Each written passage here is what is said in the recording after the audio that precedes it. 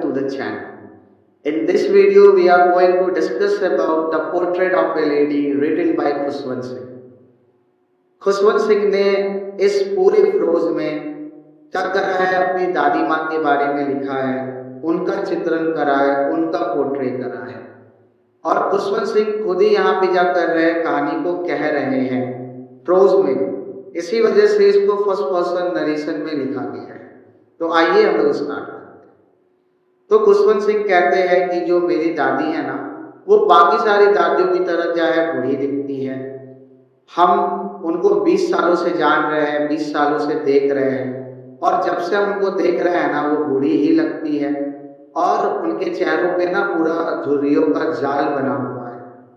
और लोग कहते हैं यहाँ के कि ये एक समय जो है ना, ये जवान हुआ करती थी, सुंदर हुआ करती थी और इनके एक हस्बैंड भी थे. बट खुशवंत सिंह जो है ना, इस बात को इनकार करते हैं और उनको ऐसा नहीं लगता है कि वो कभी जवान भी हो सकती थी, क्योंकि 20 सालों से खुशवंत सिंह उनको देख रहे हैं, वो इसी अवस्था में देख रहे हैं, इसी हालात में देख रहे हैं, बूढ़ी ही देख रहे हैं और झुर्रियों से भरा ही देख रहे हैं. तो उनके समझ में है कि ऐसे लोग की जो है ना, कि कभी शादी नहीं हो सकती है तो हस्बैंड नहीं हो सकते और ऐसे लोग कभी जवान भी नहीं हो सकते, क्योंकि 20 साल से ये ऐसे ही है. फिर बात होती है खुशवंत सिंह के दादाजी के बारे में.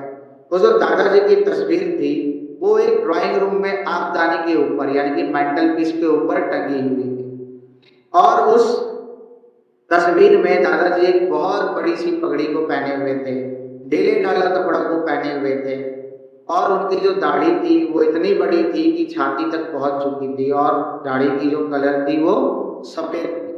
और अगर कोई उनको देखेगा ना, तो देख के लगेगा कि उनका लगभग 100 साल हो रहा है. इसी वजह से खुशवंत सिंह को लगता था कि उनके दादाजी के ना कोई चिल्ड्रन यानी कि बच्चे नहीं हो सकते और वाइफ नहीं हो सकते.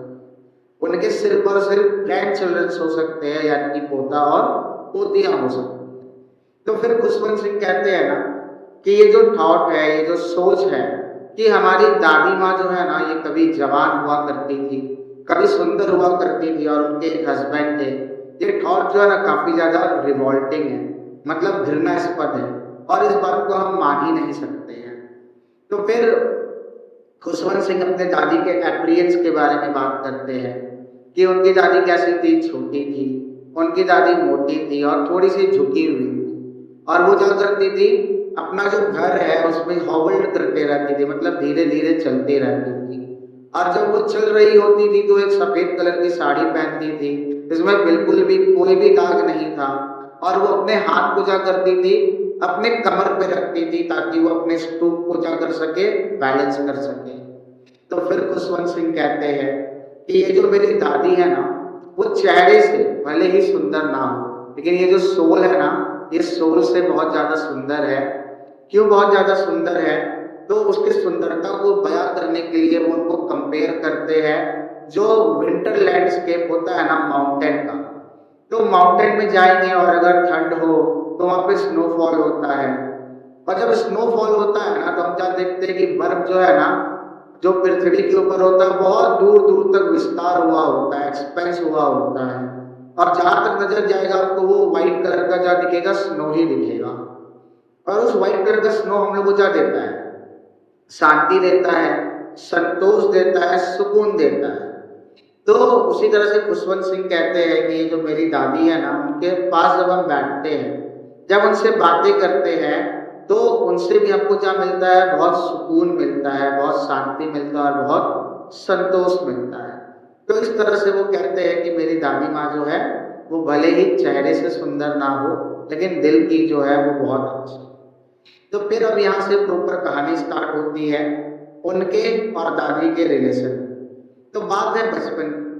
तो बचपन में उनके जो पेरेंट्स थे ना, वो पेरेंट्स को क्या करना पड़ा था, खुशवंत सिंह को अपनी दादी माँ के पास छोड़ के गाँव में जाना पड़ा था. तो उसी समय से उनकी दादी और खुशवंत सिंह साथ रह रहे थे. तो दादी माँ हर समय जो है, हर सुबह जो है खुशवंत सिंह को जगाया करती थी, तैयार करा करती थी और तैयार करके स्कूल भेजा करती थी और स्कूल को क्या करती थी, साथ ही जाया करती थी उनके. इसलिए साथ जाया करती थी क्योंकि स्कूल के बगल में मंदिर हुआ करता था. खुशवंत सिंह स्कूल में पढ़ते थे, दादी माँ मंदिर में अंदर बैठ के ग्रंथों को, स्क्रिप्चर्स को पढ़ा करती। तो दादी माँ स्कूल भेजने के पहले उनको तैयार तो करती थी, साथ में जो स्लेट होता है, वुडन स्लेट जो था, उसको क्या करती थी, वो अच्छे से साफ करती थी। उसके ऊपर येलो कलर के चॉक से प्लास्टर करती थी। साथ में एक जो है इंक का पॉट होता था जो कि मिट्टी का बना हुआ था, अर्दन इंक पॉट था, और लाल कलर का पेन। ये सारी चीजों को वो क्या करती थी, एक बंडल में बांध देती थी और बांध के खुशवंत सिंह को दे देती थी, और उसके साथ स्कूल के लिए निकल जाती थी। वो मंदिर चले जाती थी, ये स्कूल चले जाते थे। तो अपने साथ ना ये कुछ स्टील चपातीस लेके जाते थे। स्टील चपातीस मतलब जो बासी रोटियां होती है उसको, ताकि रास्ते में जो कुत्ते मिले, डॉग मिले, उनको क्या कर सके, ये फीड कर सके, खिला सके। तो ये लोग वहां से निकल पड़ते थे।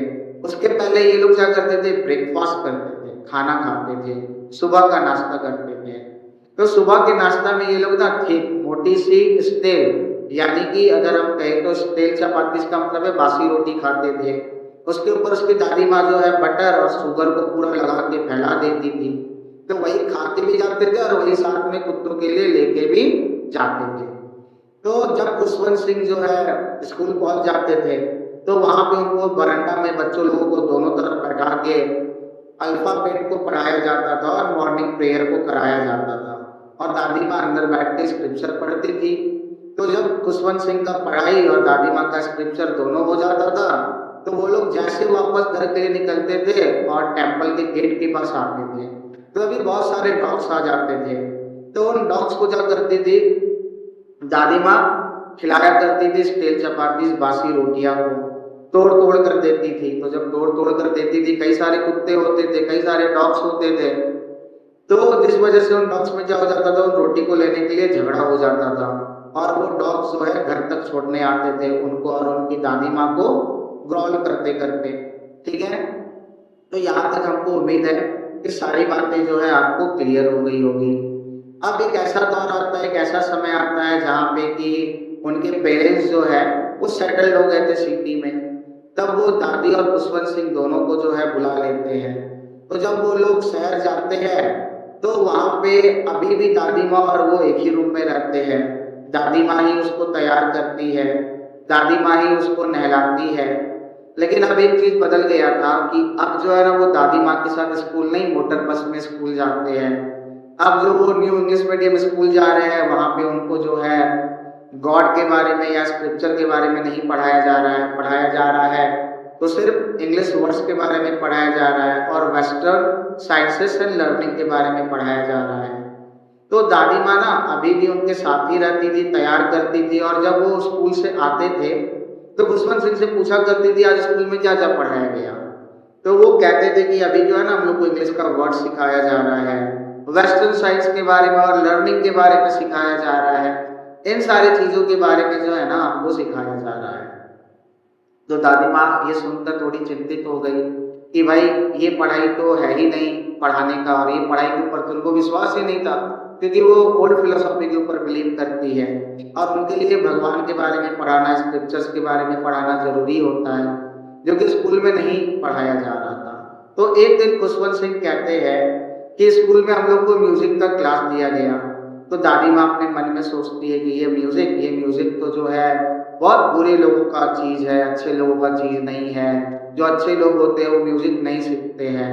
तो जब से दादी माँ को पता चला कि वो म्यूजिक भी सीख रहे हैं, तो तब से वो जो है ना एकदम चुप हो गई, और उसके बाद जो है रेयरली कभी कभी ही क्या करने लगी, बात करने लगी खुशवंत सिंह से, और अपने आप को एकदम सेक्लूड कर ली, अलग कर ली, और जो है दिन भर अपने प्रेयर में बिजी रहने लगी, और जो है व्हील को, चरखा को जो है वो चलाती थी, कपड़ा को बनाती थी, और जिस समय वो चरखा को नहीं चला रही होती थी तो वो बस प्रेयर पढ़ रही होती थी। अपने हाथ में एक माला था उनके, और माला में मोतिया था, मोतियों को काउंट कर करके जो है वो प्रेयर को पढ़ा करती थी इनऑडिबल वॉइस में, जो कि सुनाई ना दे।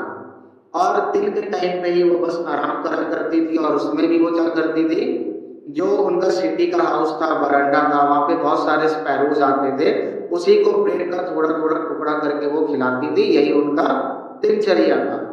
तो अब जो है खुशवंत सिंह यूनिवर्सिटी में चले गए। यूनिवर्सिटी में चले गए तो उनका रूम भी अलग हो गया। तो पहले जो एक कॉमन लिंक था ना फ्रेंडशिप का दोनों के बीच में कि अभी भी वो एक रूम में रह रहे थे, अब वो भी उनसे छीन लिया गया। तो अब जो है दूरी और ज़्यादा जो है बढ़ने लगी। तो अब दादी माँ और उनके बीच में लगभग बात जो है वो बंद ही हो गई। लेकिन दादी माँ अगेन वही दिन भर चरखा चलाती थी और स्पैरो को खिलाती थी, प्रेयर करती थी, उसी में वो खुश थी। तो फिर अब वो जो है उसके बाद एब्रॉड जाने वाले थे अपने फर्दर स्टडीज के लिए 5 सालों के लिए। तो जब वो एब्रॉड जा रहे थे ना तो उनको लगा कि ये जो दादी माँ है ना, ये दादी माँ को क्या होगा, बहुत ज़्यादा दुख होगा। लेकिन जब वो दादी माँ के चेहरे की तरफ देखे, जब रेलवे स्टेशन खुशवंत सिंह को छोड़ने के लिए गई थी, तो दादी माँ के चेहरे पे कोई शिकन नहीं था, कोई इमोशन नहीं था, कोई भाव नहीं था। लेकिन खुशवंत सिंह को लग रहा था कि 5 साल के बाद आएंगे तो हम दादी माँ को देखेंगे कि नहीं देखेंगे, रहेगी कि नहीं रहेगी, ठीक है, ये सारा डाउट था। लेकिन फिर वो बोले कि नहीं, ये जरूर रहेगी। तो दादी माँ उनको फोरहेड पे किस करके विदा करती है और खुशवंत सिंह कहते हैं कि वो जो फोरहेड पे जो वो किस की ना, तो किस करने के बाद यहाँ पे क्या हो गया, फोरहेड पे थोड़ा सा गीलापन आ गया। तो वो उसको ना अपने अपने दिल में जो है ना बसा लेते हैं उस मॉइस्ट इम्प्रिंट को। उसके बाद खुशवंत सिंह चले जाते हैं, अपना पढ़ाई पूरा कर लेते हैं और 5 साल बाद अपना जब पढ़ाई पूरा करके आते हैं ना, तो वो देखते हैं कि दादी के जीवन में कोई बदलाव नहीं है। दादी जैसे पहले जीती थी वैसे आज भी जी रही है, वही उनका दिनचर्या है। वो व्हील को स्पाइन करके जो है कपड़ा सिलते रहती है और प्रेयर को जो है पढ़ते रहती है, मोती को माला का गिन के, और स्पैरोज को खिलाती है। ठीक यही उनका काम है।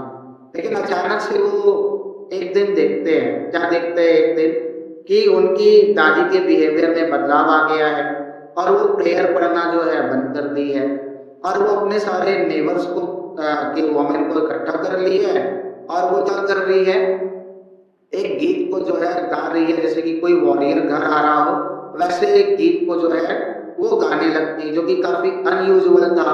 और कभी भी ऐसा करते हुए जो है खुशवंत सिंह अपनी दादी को नहीं देखते हैं। तो खुशवंत सिंह कहते हैं, दादी आप जो है ये जो ढोल बजा रहे हैं, इतना ढोल को नहीं बजाइए, आपकी तबीयत बिगड़ जाएगी। और होता ही ऐसा है कि दादी माँ को पहली बार जो है थोड़ा सा फीवर आ जाता है। डॉक्टर आते हैं, डॉक्टर कहते हैं कि ये नॉर्मल सा जो है फीवर है, ये थोड़े दिन में जो है खत्म हो जाएगा, थोड़े दिन में जो है चला जाएगा। लेकिन दादी माँ कहती नहीं, अब मेरा समय आ गया है, अब जो है हम इस दुनिया को छोड़ देंगे। और होता भी ऐसा है। दादी माँ कहती है कि तुम लोग जाओ, बहुत समय जो है हम ये ढोल वोल में बजा लिए जिसमें कि हम प्रेयर नहीं कर पाए, अब मेरा अंतिम समय, हमको प्रेयर करने दो। तो वो शांति से बेड पे सो जाती है और थोड़े समय के बाद उनके हाथ से माला जो है गिर जाता है, उनका लिप्स जो है वो रुक जाता है। तो पता चल जाता है कि उनका क्या हो गया है, देहांत हो गया है, वो मर गई है। तो जब वो मर जाती है तो रीति रिवाज के हिसाब से उनको बेड से नीचे जमीन पे सुला दिया जाता है और रेड कलर का कफन जो है उनको क्या कर दिया जाता है, ओढ़ा दिया जाता है। तो जब उनकी बॉडी को बाहर ले जाया जा रहा था तो पूरे कोर्टयार्ड में, बरंडा में और रूम तक जो है पूरे स्पैरोज आ जाते हैं, जिनको कि वो रोज खाना खिलाया करती थी। तो आज जब वो आते हैं ना तो वो बिल्कुल भी आवाज नहीं निकालते, एकदम चुपचाप रहते हैं। और जब वो जो है उनका डेड बॉडी जा रहा होता है तो जो खुशवंत सिंह की मदर है वो ब्रेड का टुकड़ा तोड़ के बर्ड्स को देती है, लेकिन कोई भी बर्ड्स जो है नहीं खाई। और वो लोग जो है वहाँ पे मॉर्निंग कर रहे थे, यानी कि वो लोग जो है शोक वहाँ पे जता रहे थे। और जैसे दादी माँ के बॉडी को ले गया गया तैसे वहाँ से सारी चिड़ियाँ भी चली गई। तो ये था समरी हमारे chapter the portrait of A lady का, जो कि खुशवंत सिंह के द्वारा लिखा गया है। उम्मीद करते हैं कि आपको ये वीडियो पसंद आया हो। अगर पसंद आया हो तो हमारे चैनल को जरूर लाइक एंड सब्सक्राइब कर दें। Thank you for watching the video till and.